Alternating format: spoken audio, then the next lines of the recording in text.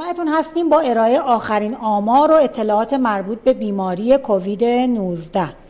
1,319,920 تست با تلاش همکاران آزمایشگاهی تاکنون انجام شده و تعداد بیماران شناسایی شده طی 24 ساعت گذشته بر اساس معیارهای قطعی تشخیصی 2612 نفر می باشد که از این تعداد 1071 نفر در مراکز درمانی طی 24 ساعت گذشته بستری شدند.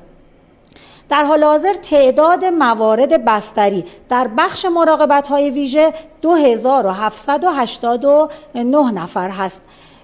امروز طی 24 ساعت گذشته ضمن ابراز همدردی با خانواده‌های داغدار و طلب آمرزش برای روح این عزیزان 120 نفر از هموطنان عزیز رو از دست دادیم.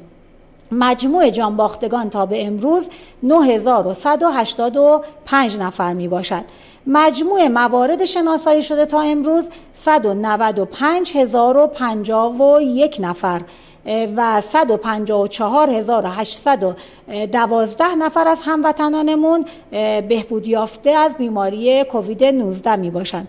استانهای قرمز خوزستان، آذربایجان شرقی، خراسان رضوی، هرمزگان، کردستان و کرمانشاه می باشد.